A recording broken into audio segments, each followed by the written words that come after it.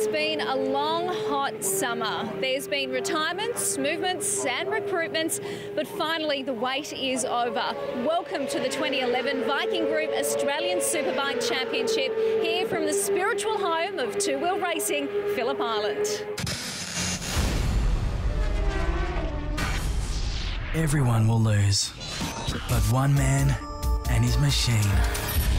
They have one goal when the lights go out. Win. Australia's best racers and teams will go full throttle to stand on the top spot of the podium. It's pure aggression, 100% focus, one vision, 1,000 cc's of uninterrupted power. Champions will be made, races will be won and lost. QBE presents the 2011 Viking Group Australian Superbike Championship. It's the unpredictability of the end results that makes it worth watching over and over again. Two new heroes will rise in the 2011 Viking Group Australian Superbike Championship. In the 1,000cc Viking Group Australian Superbike Championship, the nation's best racers will go head-to-head in heated races that test their minds, fitness, strength and machines. Maxwell, Waters, Stelfer, Allerton, Herfoss, Bugden, Coxall, Addard. In the QBE 600 Supersport Championship, different riders with the same goals on smaller capacity and lighter machines will hold it on longer and brake harder to produce speeds unimaginable. The size of their machines is the only difference. Their hearts have the same fight, and in the end, winning is winning. It's a fierce truth that only one man can win. Welcome to the 2011 Viking Group Australian Superbike Championship. A new hero will rise. Well, the Australian Superbike Championship has been a massive stepping stone onto the world stage for many Australian motorcycle racers. Now, hopefully, some of the faces you'll be seeing in 2011 will also make the transition to superstardom. Well, with 8 rounds to be decided across 9 months, battles are sure to erupt, and a new hero will rise, with 2010 champ Brian Starring moving across to World Superbikes. 2009 for me was, third place. 2010 was second, so I'm hoping to convert 2011 into first. Consistent results, try my best to be there at the end of the year and a mathematical chance of winning the championship. Try and win that championship and just win races and be competitive. I guess along with 10 other guys, I want to win this championship. It's, it's been something that we've been chasing for quite a while, and I think with the GSX-R 1000, I think we've got the equipment to do it. It's just a matter of putting 8 rounds together with strong results, finishing every race and, trying to keep it up front. I think it's going to be a positive year. I mean, the testing's going really good. The BMW S1000 RR has been amazing for us, and, I think I've got all the experience it takes to put the championship together.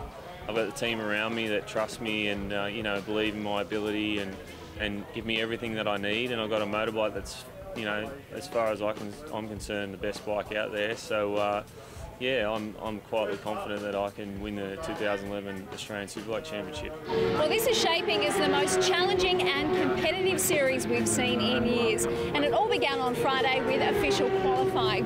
Here's Aaron Noonan, and a man whose career started right here and reached the highest highs on the world stage, Kevin McGee. Thanks, Jess. Round 1 of 8 for season 2011 here, supporting the World Superbike Championship this weekend. But Kev, lots of changes in the off-season. Not too many riders have stayed with the same team and bike combination. Yeah, that's right. And Wayne Maxwell, Jamie Stoker, they're on the Hondas this year. Glenn Ellerton's on the Hepburn Motorsport BMW. Troy Herfoss is up from the 600 Supersport class, so he's a rookie in the Australian Superbike Championship this year. And again, the Superbikes will be with the V8 Supercars for 3 rounds, a range of standalone rounds as well. But Robbie Bugden there, just saw a quick shot of him on Bike 6. Broke his leg just a month ago in New Zealand, but he's back for this opening round. Here's Jamie Stouffer on board Bike 27, just behind Glenn Allerton on this BMW from the Procon team. It's a last-minute deal, but it is fast so far this weekend. Yeah, they've been getting rap reviews around the world from the street bike, just the standard proddy bike, and just with a couple of bits on it and a set of slicks, really good. And Glenn Allerton, in being the rider and the expert that he is, yeah, he's doing some genius work with it.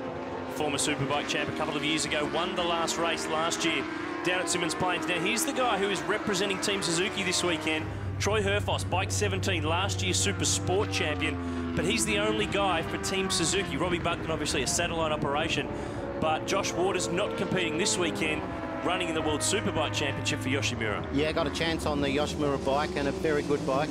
They've brought over two from the 8 Hour, and yeah, a brilliant chance for Josh Waters, 2009 ASBK champion. So he let this one lie and gone to race with the big boys. And one name we're missing, Sean Giles, the 3-time Superbike champ, announced in the off-season that he's done. He's been around a long time, Gilesy, 3 times Australian Superbike champion. And, you know, once it gets to the point when enough's enough and you don't want to put the helmet on, you can't do it. The white Aprilia there, Bike 12, Ben Attard, joins up with this team for 2011. Had a quick run late last year, but he was going to give it away as well. He was going to not ride again, but this deal was put together with the Queensland-based team, and it's been pretty strong this weekend too. Yeah, and it's a good bike, the Aprilia, very fast, quite small, you know, obviously near the minimum weight, and should have a pretty good year. He's got a lot of talent and a lot of experience, especially from his years in the States. And now they've got a year of development with that bike too. Bike 11 is Craig Coxell, who last year was on the BMW Superstock bike, but he takes the ride vacated by Wayne Maxwell, and it's something of a return for him. He rode for this team 2 years ago and won the Superbike Privateer Championship, so he could be a factor too as well. Yeah, he should be, definitely. Again, another previous Australian Superbike champion, back on the gas Honda, and, you know, got the crosshairs between his eyes, really, and targeting the front guys. And Bike 47, runner-up last year, Wayne Maxwell, eager to try to get that breakthrough championship. He was third in 09, he was second last year. The numbers point to a very big year for Wayne. Yeah, it do indeed, and he's been calming down over those years. Used to be quite excitable. Some say that might not have calmed down quite enough yet, but very much a competitor and really tries hard. And he definitely is after that #1. I mean, he's on the bike that's definitely capable of doing it. So, you know, we've just got to see if they can put the 8 rounds together over the course of the season. So Wayne Maxwell, a 1:32.964. The session is done, and the top 8 riders will move through to Superpole. Jamie Stouffer, second fastest from Glenn Allerton. Troy Herfoss rounds out the top 4. Well, with practice done, the top 10 qualifiers now get the chance to improve their starting positions in Saturday's Superpole. Here's track reporter Ken Wooten to explain. QBE Superpole Shootout, a really exciting part of the Australian Superbike Championship. The 8 fastest in Superbike, the 4 fastest in Supersport, in a 1-lap dash to decide who's going to start from pole position. It's exciting, it's tension-packed, and it's on. Well, before the Superbikes get their chance at Superpole, the Super Sport machinery do for the first time in their championship's history. So the top 4 riders in qualifying go through. Aaron Gobert first up on the Yamaha. Yep, down over Lukey Heights through MG, hard on it out of there. First one out of the 4 in reverse order, so the fastest guy, Brodie Waters, last on the Suzuki, out through 11, out on the curb using all the track. Gobert, last run onto the pit straight. Privateer Yamaha has done a lot of racing in the United States, second year back in the Super Sport Championship. Coming into Superpole, a 1:38.257. The time for the flying lap is a 38.951. Very experienced Kevin Curtin up next on his Yamaha. Third out of the last 4. Up over Lukey, down into MG. Done a lot of laps around here and a lot of fast ones. Looks pretty smooth down into MG. What's the end result going to be at the end of this lap? Qualifying was pretty strong. 38.237. Mitchell Carr on board the Triumph is next out for Superpole, but Kevin Curtin has been there and done it. But it's great to have Yamaha back on a full-time basis this year. Final turn onto the Gardner Straight for the final time. They haven't quite had the last little bit of pace so far this weekend, but what can Curtin muster in Superpole? It's a 1:38.878, faster than Gobert but not by much. Second fastest man, Mitchell Carr, on the Daytona 675 Triumph, the 3-cylinder machine against the 4-cylinder machines. Nice up over the top of Lukey, very talky bike, and hard on the brakes down into MG. We'll see what he can pull together. Was second fastest, can he get to the top? Bit of a change from last season, rode a Suzuki. Brodie Waters, the last man against the clock, just heading out now for Super Pole, but it's a little strange seeing a Triumph and it's not red. Exactly, and interesting paint job, but it doesn't matter. We'll just see what he can stop the clocks at. On to the final run to the checkered flag. Mitchell Carr, the New South Welshman. Fastest time in qualifying was a 38.230, and this time he's gone faster, 37.923. A great improvement in Super Pole.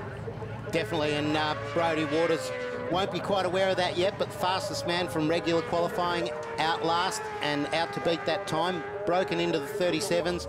Waters over the cross of Lukey and hard on the brakes down into MG. You can see he's given it everything he's got. There's nothing left in his kit. He stepped onto the bike that won the championship last year in the hands of Troy Herfoss, so it's got some good pedigree, this GSXR. Final turn for the young gun from Mildura, bike 25. He did a 136.746 in qualifying, really did blow them all away. Can he back it up in Super Pole? Now is when it matters. The run towards the line. Can he snatch the first pole of the season? Yes, he can. It's a 37.840. It's about a 10th faster than Mitchell Carr, and Suzuki take the first pole for 2011. A nice mix of bikes on the front row for the first race of the season. Suzuki, Triumph and Yamaha represented on row 1. Nick Waters 5th from Rick Olsen, but it's Brodie Waters who takes the first pole. Brodie, Super Pole, how'd you go, mate?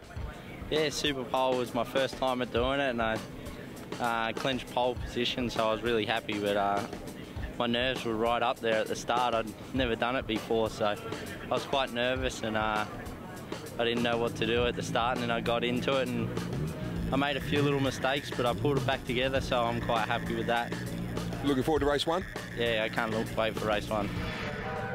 Time for Super Pole for the Superbike, so the top 8 riders from qualifying go against the clock. Craig Coxell on board the Demolition Plus Gas Honda. In a bit of a return for him for this team.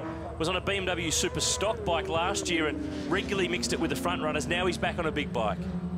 Craig Coxell on the Demolition Plus Honda, and very good putting it together. Spent a bit of time in England, a former Australian Superbike champion, and Robbie Bugden, he'll be out next. Coxell makes his way through 12, looks pretty smooth, trying his best. We'll see what he can get once he gets out through 12, over the line. Nice exit out of there. He's on target to improve his time from qualifying. He runs it through the Honda, a 135.102, so he's found 0.2 of a second on this one flying lap. That's Robbie Bugden there through the hay shed, up under Lukey Heights, and on the Suzuki, doing his best there. Privateer team, this Suzuki, and getting pretty much out of shape there. That might have cost him a 10th or 2 under brakes down into MG. Through 11 and setting up for into 12, the hard run onto the straight. Ben Haddard up next. Robbie Bugden still getting on it really hard out into turn 12. Wide entry line into there for a good run down the chute. We'll see what he can pull out of the box. Nice wide, bit wide out over the curb and a bit of a wobble. That'll wash off a bit of speed. He did a 35.2 in regular qualifying. He's gone faster, 35.039. And now Ben Haddard on board the Aprilia. Now, this bike was in its first season last year, so they've now got some data. They've now got some history with it to come back and have a run for this second year. Yeah, they have, and what'll make that hard, it's squirming around quite a bit. He's pushing pretty hard down into MG there and making it work. But will they have the data for the tyres? Bo Beaton out next, so Haddard round through 11, hard on the gas into 12, wide into there to set up for the exit. But yeah, getting them working on those new Dunlop N-Tex might be pretty hard in these one-lap flyers. It all points to an improvement, though. He's faster through the sectors, and he's faster across the line, a 34.56. That's about nearly 0.4 of a second faster than regular qualifying. Bo Beaton next up on the QBE Ducati, which last year was a Motologic Ducati. This year, though, it's gone from red to blue. Yeah, Beaton's got those off Paul Free and working things pretty good. Off to World Super Stock competition next year, so a good run for him here down at the island. Could do good things to put him in a better frame of mind for that World Super Stock. Out through 11, hard on it into 12. Pretty hard charge at Bo, beating a lot of experienced campaigners in recent years, around through 12, hard on the gas into there, probably a little bit wide on the exit, but not quite out over the curb. See what he can stop the clocks at. It's a 35.09, so slightly slower than qualifying. Hasn't been able to find a bit more pace as the rest of them have. Troy Herfoss on board bike 17 for Team Suzuki. Last year's Super Sport champion. Looks to have adapted to the big bike very nicely. Yeah, a lot of guys can't jump off a Super Sport 600 onto the 1000cc Superbike and go fast straight away. Troy Herfoss has, and good reason for that is probably many years of motocross, dirt track, supermoto. Glenn Ellerton up next on the BMW. Troy Herfoss hard on it through 11 and into 12. Looks pretty good and smooth for the young guy. Possible front row starter. We'll see how he goes. He did a 33 in qualifying, Kev. If he can back that up, that'll put him on the front row of the grid. Not quite, 34.217, but nevertheless, a good solid start to his first weekend on board a Superbike. Glenn Ellerton, the BMW, fresh for this year, was on a Honda last year, and in regular qualifying, his best time, a 1:33.743.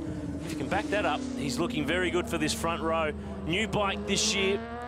He's one of the last riders in Superpole. Jamie Stouffer heading out next for Team Honda Racing. But Ellerton, the 08 Australian Superbike champion, could be a bit of a quiet sleeper in the pack this year, Kev. He is a little bit, but the new bike and the new team and all of Ellerton's experience, as you say, all gelled together to make him a very serious competitor. The run to the line, it's a 1:33.642, so another rider to improve from regular qualifying into Superpole. He should be very, very happy with that. Jamie Stouffer, next up, the former Superbike champ on board the Team Honda Racing machine, staying with the same team, but switching bikes. He was on a Ducati last year for the Paul Freed team. Fastest time in qualifying, a 1:33.582. A little bit wide there over the top of Lukey Heights. Yeah, getting it tangled up a little bit down into MG, trying pretty hard. Wheeling there a bit between 10 and 11 and hard out through 11, hard on the gas. Maxwell out next, last man standing, Wayne Maxwell. Stouffer, his teammate, through 12. Good run onto Gardner Straight. We'll see where he can stop the clocks at. It looks like it's going to be a little bit faster. That's been the trend of Superpole. It's a 1:33.328. Stouffer goes to the top, and there's one man left who can stop him. Bike 47, last year's runner-up in the championship, Wayne Maxwell.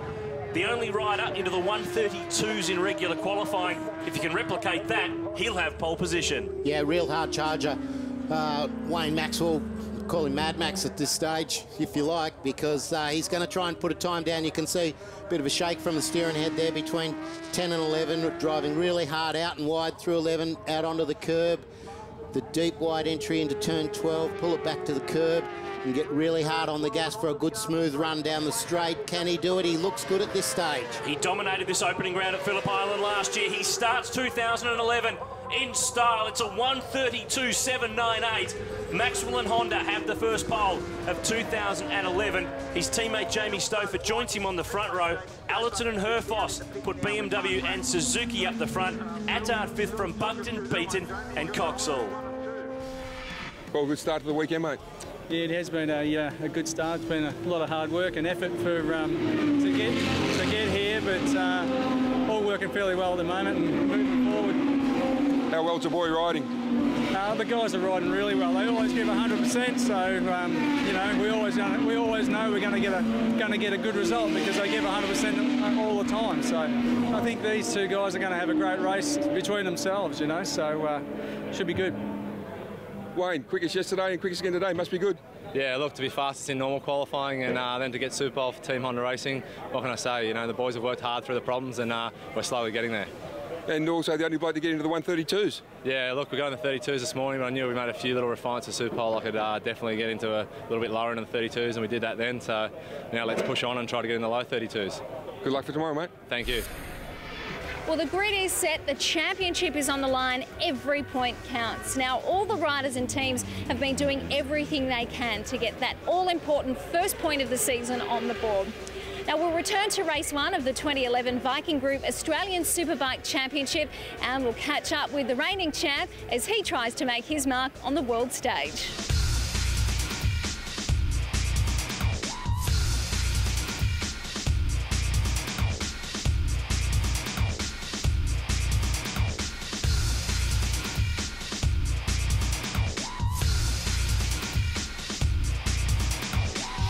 QBE presents the Viking Group Australian Superbike Championship, proudly brought to you by Motul and International Entertainment Group.